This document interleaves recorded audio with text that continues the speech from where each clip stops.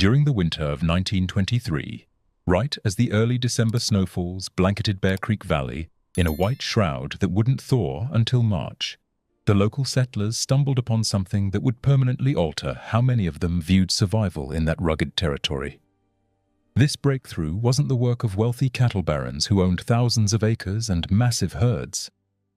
Nor was it devised by the engineers who occasionally passed through the area, mapping out dirt roads that would never actually be built. It was the quiet innovation of a woman whom everyone had written off long before the thermometer dropped to the first 5 degrees below zero. Her name was Sarah Kincaid. She was 43 years old and had spent the last 18 months living out there alone with her 2 children, occupying a 3-room cabin that her late husband, Thomas, had constructed with his bare hands before pneumonia claimed his life the previous spring. Their homestead sat about 1.5 miles off the main wagon road, situated on a patch of land nobody else desired because the prevailing western winds whipped through there with enough force to knock a grown man off his feet if he wasn't bracing for it. Thomas had picked that exact spot simply because the acreage was cheap, and he genuinely believed he could conquer whatever obstacles nature threw his way. Nature, as is so often the case, ultimately had the final say. As the autumn of 1923 started turning the prairie grasses a pale yellow in September, the valley's residents had already begun their standard winter preparations. They stacked firewood beneath the eaves of their homes, plugged the drafty window cracks with old rags saturated in animal tallow, and butchered the frailest lambs to ensure a supply of fresh meat for those bitter months when simply stepping outside became a daunting chore most preferred to dodge.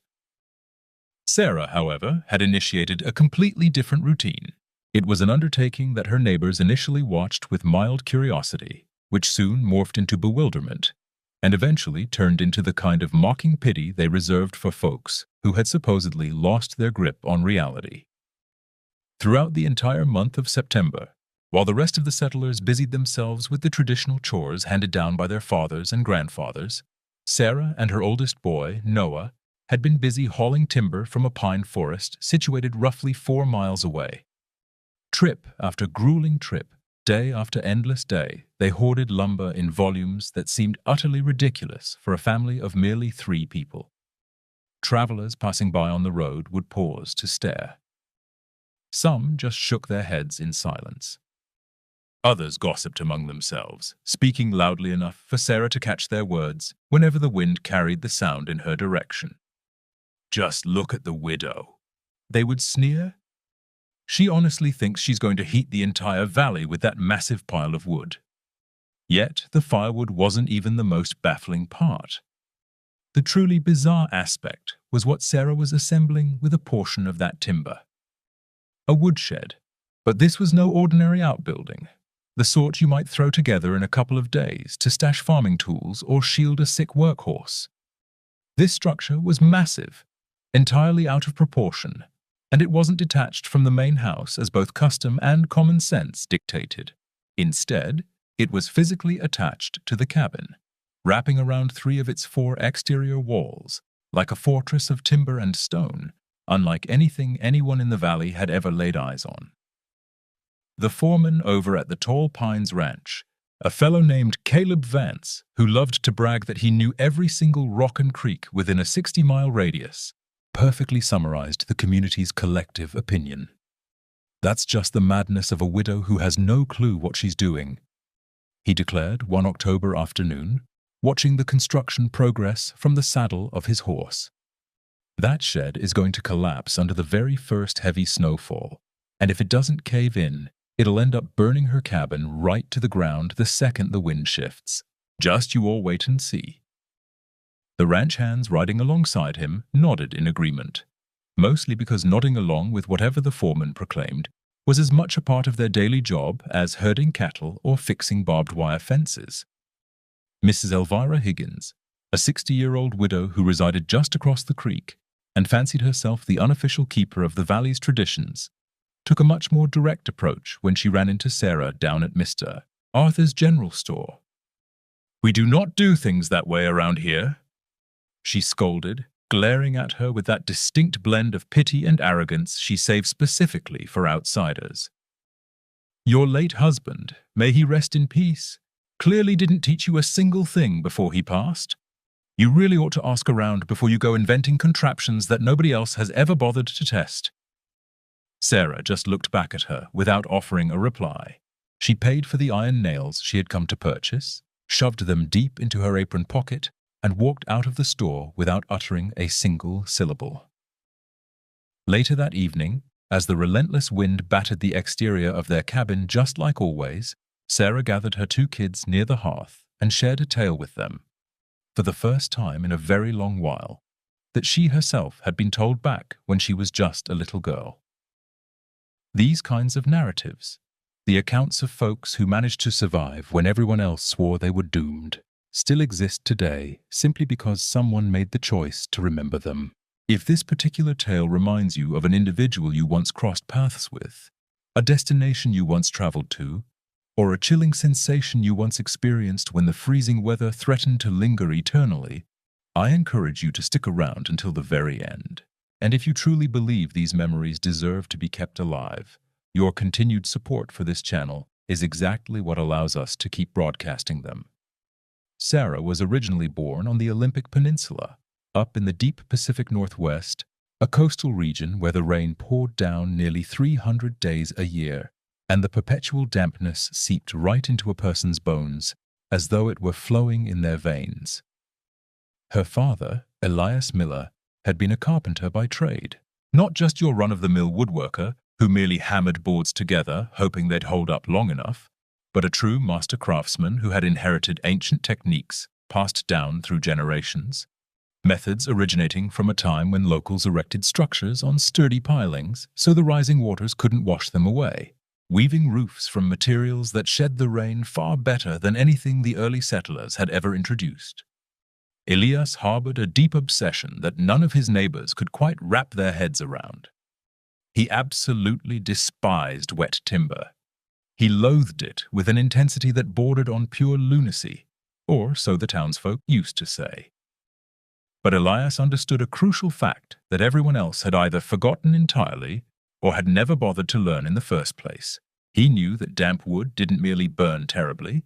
He knew that as it dried out inside a dwelling, it unleashed a clammy, biting cold that no fireplace could ever fully defeat. He was well aware that firewood left sitting out in the downpours lost at least half of its heating potential in a matter of mere weeks, and he thoroughly understood that enduring a winter with soggy fuel meant a season filled with hacking coughs, a bone-deep chill that refused to fade even when buried beneath 3 heavy quilts, sick children, and elderly folks who wouldn't live to see the spring thaw. Because of this, Elias had spent years of trial and error perfecting a structural system that his peers viewed as completely excessive. He constructed enclosed sheds that were physically attached to the main houses, tightly sealed barriers that hugged the primary exterior walls, and forged a buffer zone between the harsh outdoors and the living quarters. Inside that protective gap, he would store his firewood, his tools, and any food supplies that absolutely had to remain dry.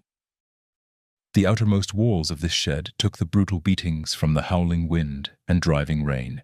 Meanwhile, the interior walls of the actual home stayed completely sheltered, bone dry, and almost cozy, even before a single match was struck in the hearth. Sarah vividly recalled the massive gale that hit the year she turned 11. It brought 3 consecutive days of violent winds and torrential rains that ripped shingles off roofs, uprooted massive evergreens, and left half the town entirely unable to light their stoves because all their winter fuel had been reduced to a heap of waterlogged lumber that did nothing but smoke. Her family, on the other hand, had spent those exact same 3 days huddled comfortably beside a roaring fire, feeding it perfectly dry wood that crackled as cheerfully as if the summer sun were shining outside, munching on freshly baked bread, while listening to the storm batter the exterior of the shed her dad had so carefully designed. That specific memory had remained buried deep within the recesses of Sarah's mind for more than 3 decades. She had eventually married Thomas, a kind-hearted man hailing from the high country of Montana who knew absolutely nothing about the building techniques of the Olympic Peninsula. Together, they had ventured out into the Rockies in search of affordable acreage and a brighter future.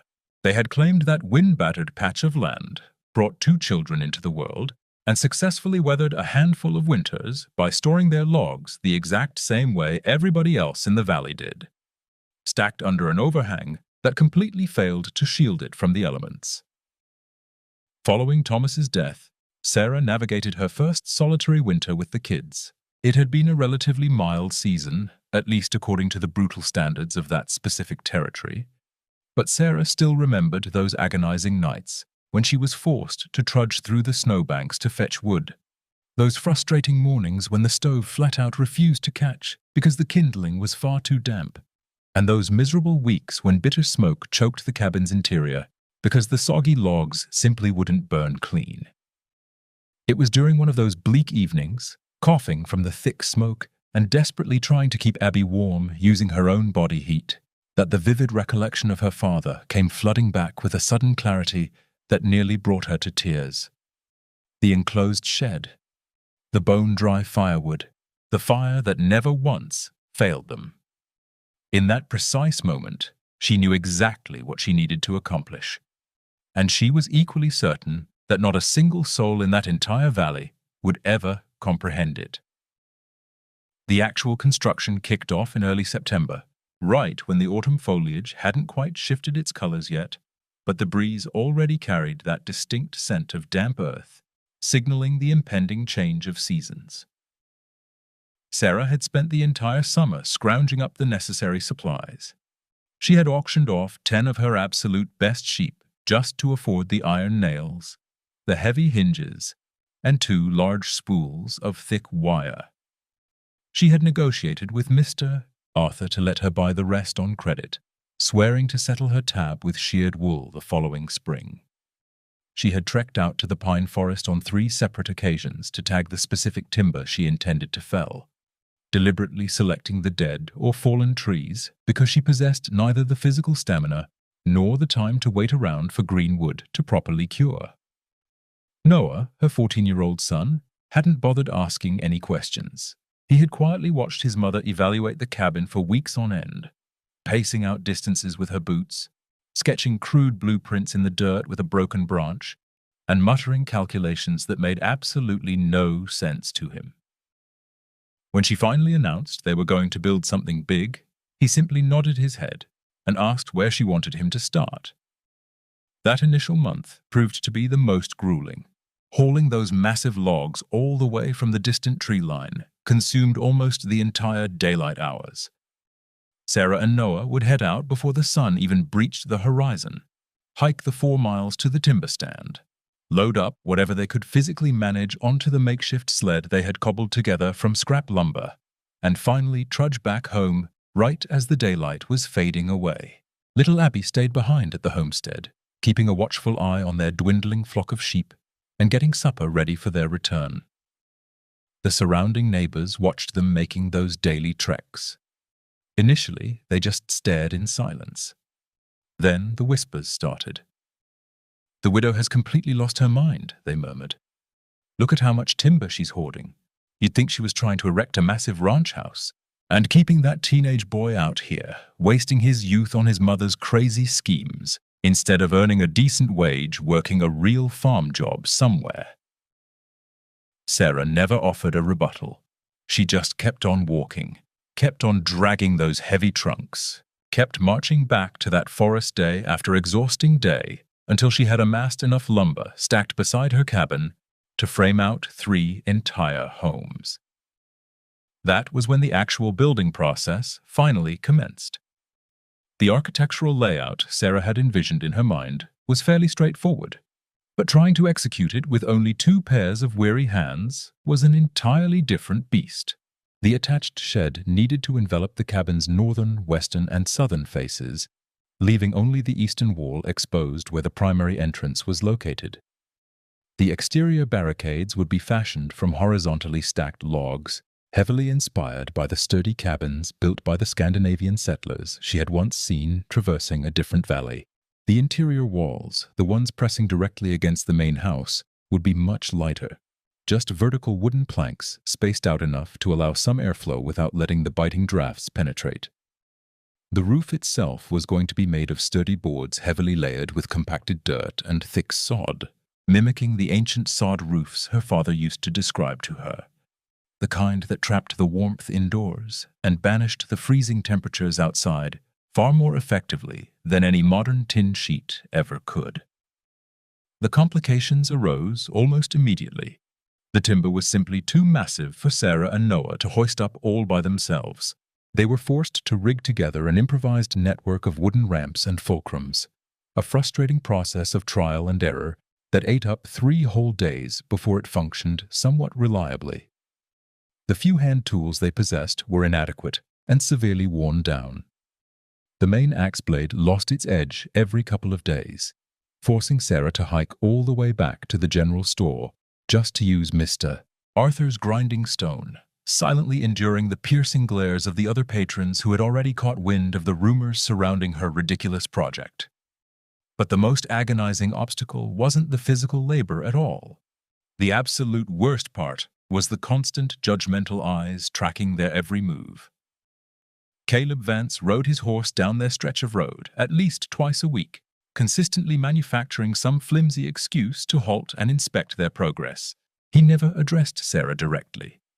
Instead, he would project his voice toward his hired hands, making absolutely certain that his words carried over to where she was sweating. "Take a look at that mess. Those walls are completely warped. The whole thing is going to come crashing down before she even manages to nail the roof on. Or even worse, such a pathetic woman. Without a man around to steer her straight, she's out here dabbling in things she doesn't comprehend. Her poor kids are going to be the ones paying the ultimate price for her sheer stubbornness." Sarah just kept on hammering. Noah kept on lifting. Abby hauled drinking water and meager meals out to them, occasionally pressing her small weight against a wooden board to hold it steady while her mother drove the heavy nails home. It happened right around the 3rd week of October, when Old Man Silas showed up on their property for the very first time. Silas was an ancient fellow, so incredibly old that nobody in the entire territory knew his exact age. He resided all alone in a cramped tiny shack located about 6 miles away, occupying a marshy plot of land by the river that nobody else bothered to claim because it reliably flooded every single spring. He virtually never conversed with another soul, rarely ever set foot inside the general store, and was almost never spotted venturing beyond his own property lines. However, on that particular October afternoon, Silas came trudging right up the dirt path, leading directly to Sarah's homestead, balancing a heavy axe over one shoulder and carrying a greasy leather pouch dangling from his opposite hand. Sarah spotted his approach and immediately halted her labor. Noah's muscles tensed up, knowing full well that unexpected strangers appearing unannounced on the frontier rarely delivered good tidings. Silas planted his boots just a few yards away from the partially finished structure. He scrutinized the wooden framework in total silence for a remarkably long time, his eyes tracking back and forth across the lumber as though he were translating a secret message carved into the very grain of the pine. "Your daddy was from the Olympic Peninsula," he stated flatly at last. It wasn't phrased as a question. Sarah gave a slow nod, keeping her mouth firmly shut. Silas shifted his gaze back up to the wooden walls. Then he locked eyes with Sarah. "The axe," he grunted, lowering the heavy tool down into the dirt. "It holds a far better edge than whatever you're swinging.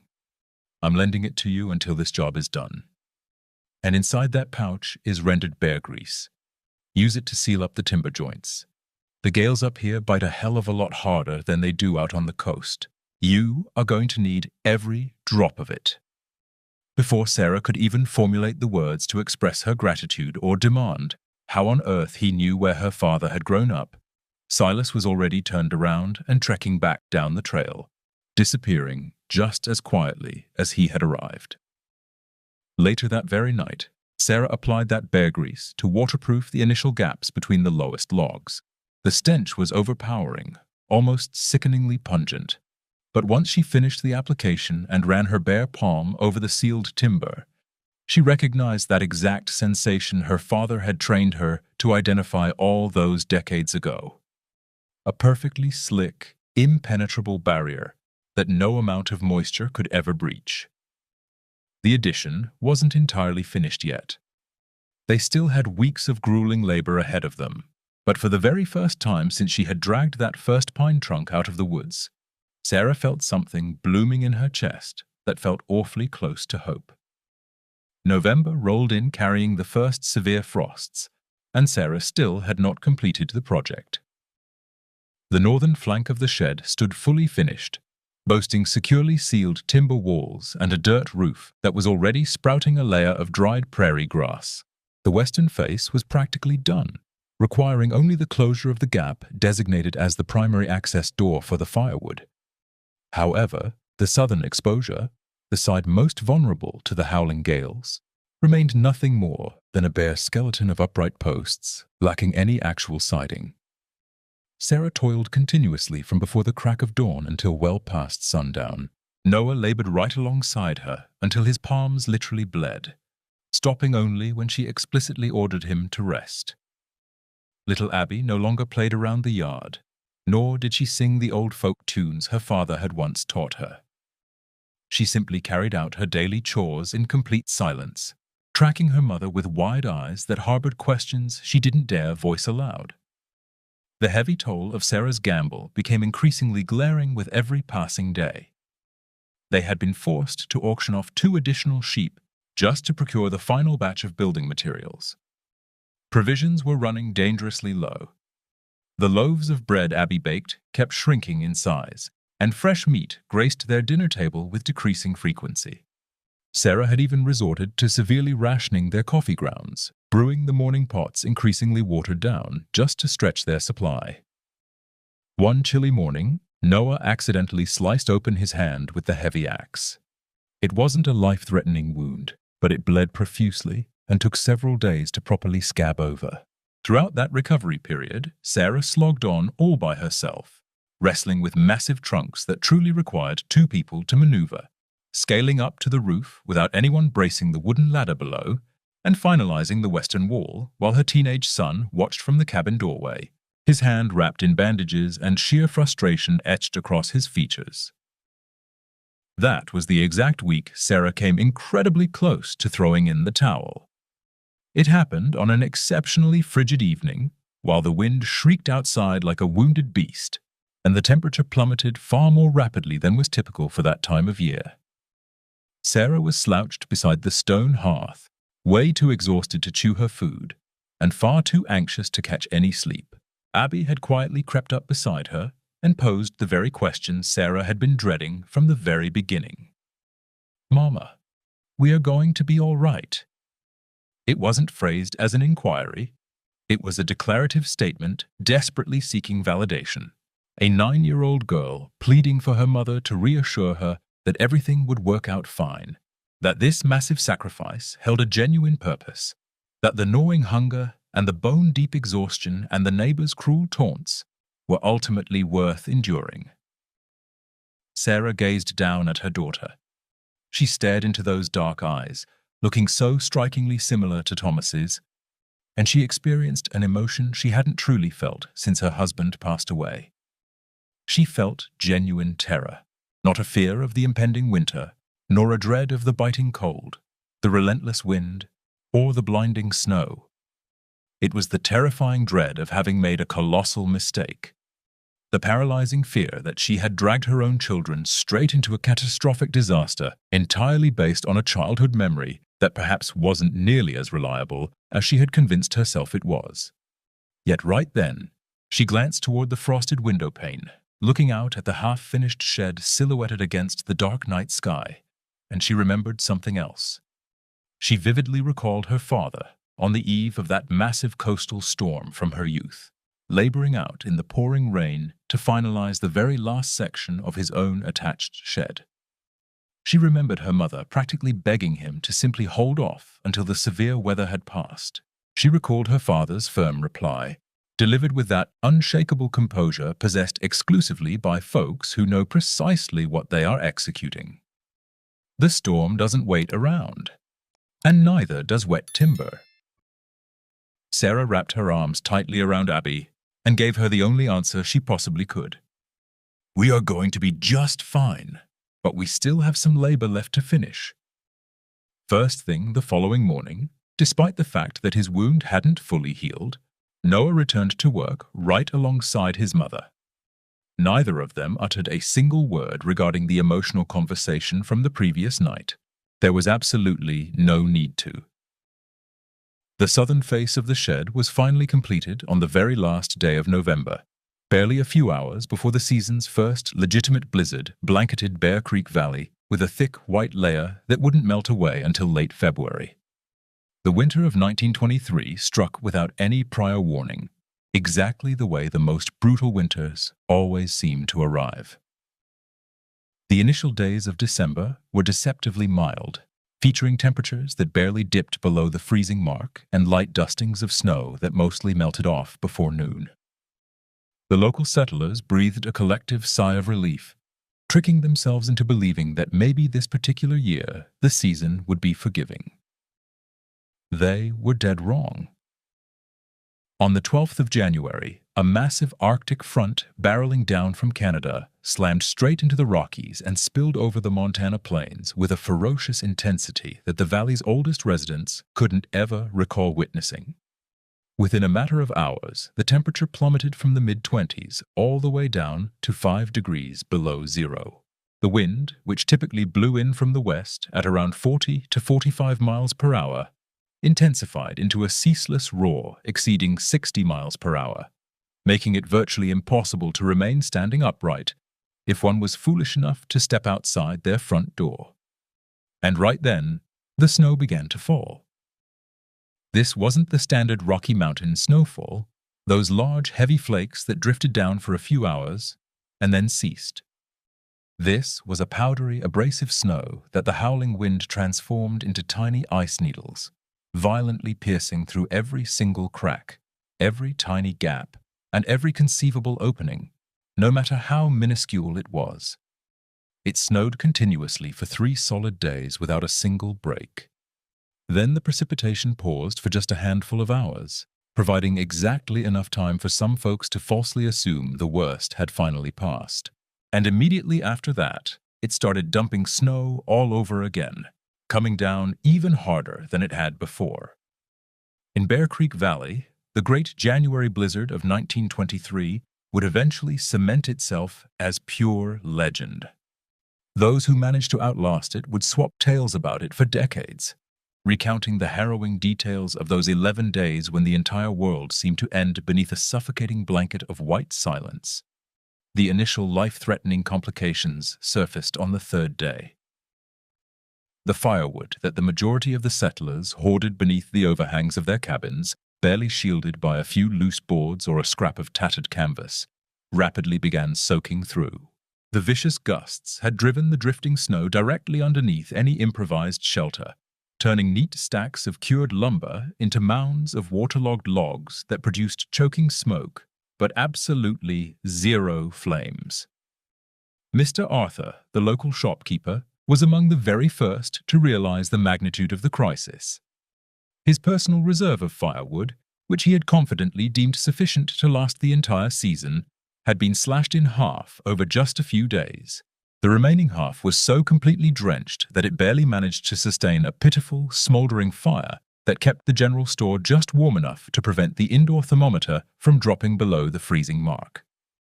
Over at the Tall Pines Ranch, Caleb Vance was confronting an even worse catastrophe. The outbuildings where they stored the heating fuel for the main estate had actually lost a sizable chunk of roofing during the second night of the severe blizzard. Massive snowdrifts had piled up inside, thoroughly soaking not just the timber, but also the essential grain stockpiles required to feed their livestock through the remainder of the brutal winter. Yet the most horrific tragedies were still looming ahead. On the 7th day of the relentless storm, a ranch hand from the neighboring property, named Jeb Lawson, abandoned his outpost to desperately try and reach the main house. He desperately needed medicine for his young son, who had fallen dangerously ill with a fever that absolutely refused to break. Nobody ever found out exactly what went wrong out there, but they recovered his body 3 days later, right when the blizzard finally broke, frozen solid in a drainage ditch less than 500 yards from his own cabin door. He had completely lost his bearings in the blinding whiteout and simply couldn't locate the trail back home. The mercury thermometer hanging outside Mr. Arthur's store, widely considered the only accurate measuring device within several miles, plummeted to -25 degrees Fahrenheit on the most brutal night of the storm, -25 degrees, compounded by a ferocious wind that dragged the actual wind chill down drastically further, reaching temperatures that absolutely no one in that valley had ever endured in their entire lives. Back at Sarah Kincaid's homestead, the situation was remarkably different. The attached shed had held strong. The thick log barriers, meticulously waterproofed with that rendered bear grease, refused to let even a hint of the wind or the driving snow slip through. The dirt and sod roof, which was now buried under a massive layer of snow, actually served as an extra layer of thick insulation that trapped the biting cold outside and kept the precious warmth securely indoors. But the most crucial factor of all was the firewood. Every single piece of lumber that Sarah and Noah had painstakingly gathered throughout the autumn, all those heavy trunks the neighbors had dismissed as ridiculous and entirely unnecessary, were now neatly stacked inside the enclosed shed, remaining totally dry, completely shielded from the raging blizzard tearing across the plains outside. Sarah only needed to stoke the main hearth once a day, usually right in the morning. She utilized bone-dry logs that burned incredibly clean, producing zero smoke and radiating an intense, comforting heat that permeated the entire cabin and lingered well into the late evening hours. Long after the flames had died down to glowing embers, the interior walls of the cabin, thoroughly baked by hours of radiant heat from the fireplace, maintained a steady ambient temperature that never once dropped below 57 degrees, not even during the most freezing nights. The small thermometer Sarah kept dangling from an iron nail right beside her front door proudly displayed 57 degrees on the morning of the blizzard's 8th day. Outdoors, as she would later discover, the temperature had violently crashed to -25. A staggering difference of roughly 82 degrees Fahrenheit between the safety of her living room and the deadly wilderness outside. 82 degrees that essentially represented the razor-thin boundary between life and death, between quiet survival and absolute catastrophe. Noah and Abby spent those entire 11 days leafing through the handful of worn books they owned, playing card games with a battered deck that used to belong to their dad, and assisting their mother with basic household chores. They didn't suffer from the freezing cold. They didn't starve. They didn't catch a single illness. Sarah, meanwhile, spent her time reflecting on her late father, reminiscing about that enclosed shed back on the Olympic Peninsula, recalling the fierce storm from her childhood, and picturing the dry firewood that had blazed cheerfully while the external world was being ripped apart by water and wind. Pondering over everything she had sacrificed just to construct something that absolutely nobody else in the valley grasped, and questioning whether any of that grueling effort had actually been worth it. The definitive answer to that lingering doubt would arrive a bit later. For the time being, the only thing that truly mattered was that the fire was still roaring, the cabin remained wonderfully warm, and her children were still breathing. The great blizzard finally broke on the 23rd of January, stopping almost as abruptly as it had initially struck. Sarah stepped out of her cabin that morning and was greeted by a landscape she barely recognized. Massive snowdrifts had buried absolutely everything, swallowing up the barbed wire fence posts right up to the lowest, drooping branches of the pine trees. The silence was deafening. That very specific heavy quiet that only materializes in the aftermath of massive storms, when the howling winds have finally died down and nature itself seems to be catching its breath. The first few days following the blizzard were entirely dedicated to damage assessment and slow recovery. The valley's residents cautiously emerged from their frozen homes, surveying the widespread destruction and tallying up everything they had lost. They quickly learned about the tragic demise of Jeb Lawson. They soon heard that the Tall Pines Ranch had lost nearly 200 head of sheep that hadn't managed to find proper shelter before the freeze set in. They discovered that the roof over Mr. Arthur's general store had partially caved in under the immense weight of the accumulated ice. And they also discovered, through slow trickles of gossip, that the crazy widow out on that wind-battered homestead had weathered the entire ordeal without a single major complication. Caleb Vance happened to be one of the very first locals to ride past Sarah's property once the trails became somewhat passable.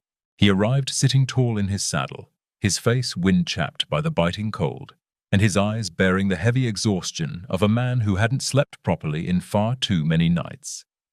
He hauled back on the reins right in front of the attached shed and just stared at it in complete silence for a remarkably long time. The structure was still standing perfectly upright, looking exactly the way Sarah had built it, without a single heavy log shifted out of place, without a single wooden plank cracked or broken. Immense snowdrifts had banked up tightly against the exterior walls, but absolutely none of it had breached the interior. Sarah was standing right by the cabin door, observing Caleb with the exact same blank, unbothered expression she always wore whenever the neighbors stopped by to gawk. Caleb didn't utter a single syllable.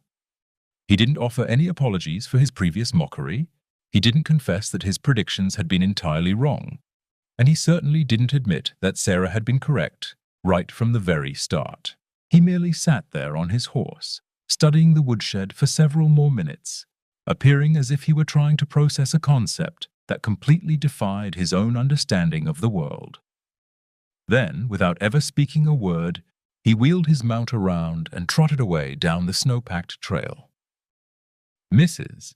Elvira Higgins showed up a few days later, carrying a hot iron pot of stew as a sort of peace offering, although neither of the women would ever openly refer to it as such.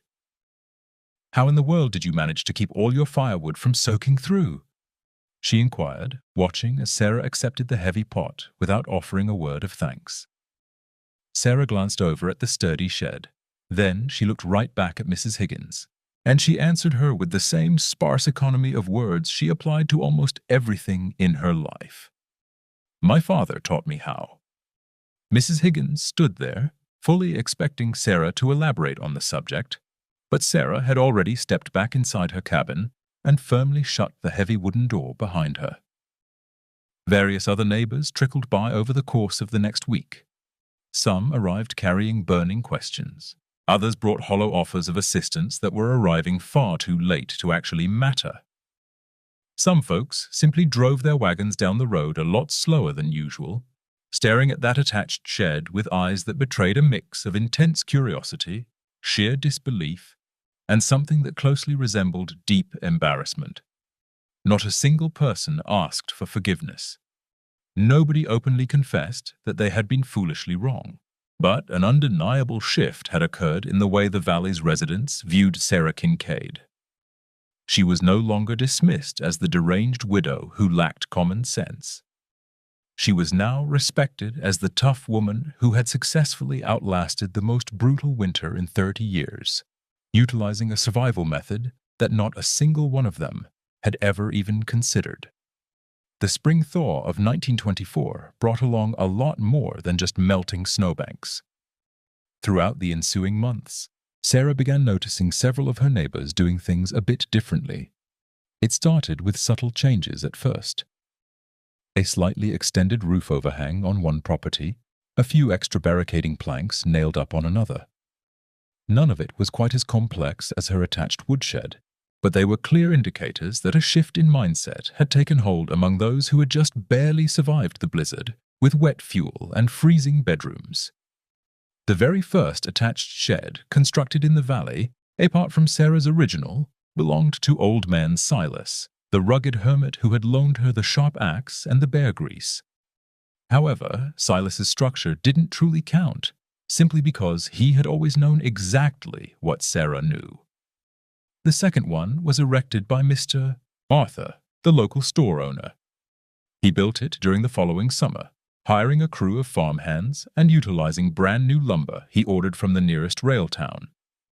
His version was considerably larger and much more polished than Sarah's rustic build, but it strictly adhered to the exact same fundamental principles: fully enclosed walls, a tightly sealed roof, and a dedicated interior space to store firewood safely away from the driving wind and crippling moisture. Whenever the local patrons asked Mr. Arthur why he had bothered building such a peculiar addition, he answered with the blunt honesty typical of merchants who understand that the plain truth is ultimately good for business. Because the Kincaid widow didn't lose a single day of heat during that massive blizzard, and I lost 2 miserable weeks.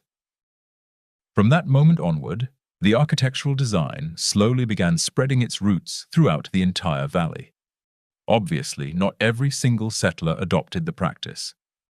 Some stubborn folks remained entirely convinced it was a foolish waste of precious time and expensive materials. Others simply lacked the financial means or the physical manpower to build something so substantial.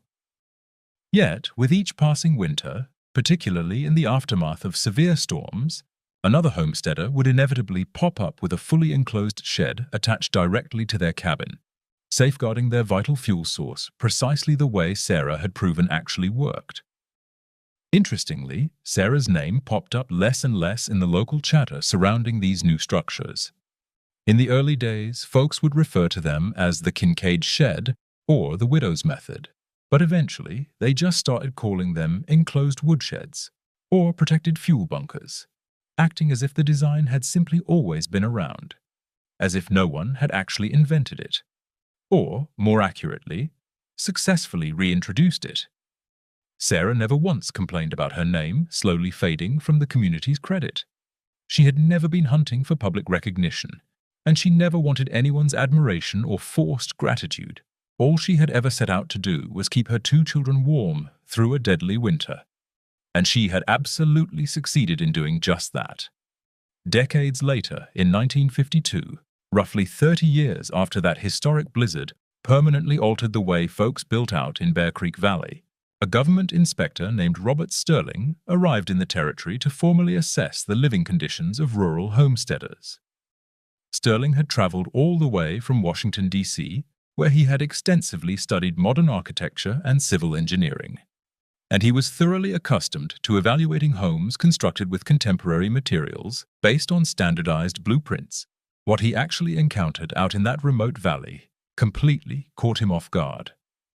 Over half of the rural properties he inspected shared a highly specific structural trait: attached additions, fully enclosed sheds that partially or completely wrapped around the primary living quarters, forming transitional buffer zones where the families stored their dry logs, heavy tools, and winter rations. Whenever he inquired about where this unique layout originated, the answers he received were incredibly vague. Some folks claimed it was just the way things had always been built out there. Others vaguely mentioned that they had picked it up from their fathers or copied a nearby neighbor. Only a handful of them, the oldest surviving settlers, would point their weathered fingers toward one specific property, a homestead that had sat abandoned ever since its owner passed away the previous year. "The old Kincaid place," they would mutter. "She was the very first one to do it." Sterling eventually rode out to inspect that deserted cabin. The attached shed was still standing perfectly upright, even after nearly 30 punishing years, its heavy timber walls remaining remarkably sturdy and its sod roof entirely intact. He took precise measurements, sketched detailed diagrams, and recorded everything in his leather-bound journal, with the obsessive thoroughness of a man who firmly believes that knowledge only becomes real once it's written down on paper. In his final bureaucratic report, submitted to the federal government, Sterling strongly recommended that this specific enclosed shed design be adopted as the gold standard for all rural housing across the northern Rockies. It was remarkably efficient, highly economical, and elegantly solved the complex issue of safe fuel storage in a manner that the standard designs imported from the East Coast had always failed to achieve. Naturally, his report was quietly filed away in a dark cabinet and promptly forgotten, suffering the exact same fate as countless other reports drafted by educated men who traveled to remote frontiers and returned with brilliant ideas that the bureaucrats back in the capital had zero interest in funding. Yet Sarah Kincaid's sturdy woodshed remained standing tall for several more decades, silently reminding anyone willing to pay attention that occasionally the most ancient wisdom is the only thing that actually works when a brutal winter decides to test humanity's resolve. Sarah Kincaid passed away during the harsh winter of 1961, at the ripe old age of 81. She died peacefully inside her own cabin, the exact same home she had built alongside Thomas some 40 years prior, completely embraced by the protective shed she had single-handedly erected back when her entire community thought she was losing her mind. Her children were no longer living under her roof. Noah had gotten married and started a family of his own on a thriving ranch a few miles up the road. Abby had relocated much further west, moving out to the bustling city of Seattle, desperately seeking a modern life that didn't hinge so heavily on the whims of the freezing wind. But both of them were sitting right there by her bedside when she finally slipped away, simply because the winter of 1961 had proven to be particularly unforgiving, and they had both traveled back home to make certain their elderly mother was safe. They had found her resting comfortably in her rocking chair by the stone hearth, her eyes gently closed and carrying a peaceful expression that neither of them had witnessed on her weathered face since they were little kids. The fire was still crackling warmly, happily feeding on the bone-dry timber that Sarah herself had chopped and neatly stacked inside her enclosed shed the previous autumn, faithfully adhering to the exact same survival routine she had practiced for nearly 40 consecutive winters. They laid her to rest in the valley's modest little cemetery, burying her right beside Thomas's old grave. The simple wooden cross that marked her final resting place was carved from sturdy pine, harvested from the exact same distant forest where she and Noah had dragged those heavy logs for the shed all those decades ago. It featured no elaborate inscriptions, and it bore no lengthy epitaph detailing her life story or explaining the incredible things she had managed to accomplish. It simply displayed her name, the dates of her birth and passing, and a single, poignant phrase that Noah had personally carved into the wood. A quote he vividly remembered his mother telling him once, during those agonizing days of endless labor beneath the fading autumn sun. "The storm doesn't wait around, and neither does wet timber." Sarah's homestead remained standing proudly for many years following her death. Eventually, as is the inevitable fate with all things constructed by human hands, the property began to succumb to the elements. The main cabin's roof was the first piece to cave in, closely followed by the collapsing interior walls. But that attached shed, built from massive timber trunks and painstakingly sealed with animal grease using forgotten techniques handed down from generations past, outlasted absolutely everything else on the lot. The occasional travelers who happened to wander down that forgotten dirt road, the one almost nobody utilized anymore since the county had paved a modern highway further north, would sometimes pause their vehicles just to stare at that peculiar wooden structure wrapping around the rotting ruins of what had once been a family home. Some of them would ask out loud what it could possibly be. Others would casually guess that it must have been some kind of large storage barn or grain silo. Almost nobody alive remembered anymore that it had actually been the very first enclosed woodshed ever built in that entire valley, engineered by a desperate mother whom everyone had branded a lunatic, until a deadly blizzard unequivocally proved that she was the only person who actually knew what she was doing. The harsh Montana winter remains exactly as unforgiving today as it was a full century ago. The freezing gales still howl down from the west with the exact same lethal force they always possessed. Massive snowdrifts still bury those remote plains for months on end, and the bitter cold continues to ruthlessly test anyone who chooses to make a life out in that rugged territory. But nowadays, whenever you drive past the scattered farms and sprawling ranches in that specific region, you will spot something that simply didn't exist prior to 1923. You will find fully enclosed sheds, attached architectural structures, and clever timber protection systems designed to keep a family's vital fuel supply perfectly dry throughout the darkest months of the year. Barely anyone remembers where the concept originally came from. Almost nobody knows that there was once a brave woman who implemented it before anyone else, standing tall against the relentless mockery and sheer disdain of all her neighbors, risking everything she had left simply because she placed her faith in a piece of obscure knowledge her father had shared with her decades earlier. And honestly, perhaps it's perfectly fine that it turned out that way.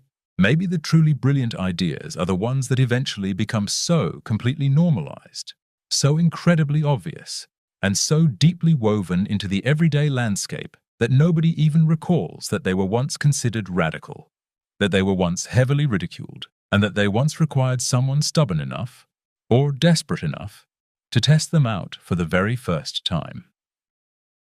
Sarah Kincaid was never chasing historical fame or public validation.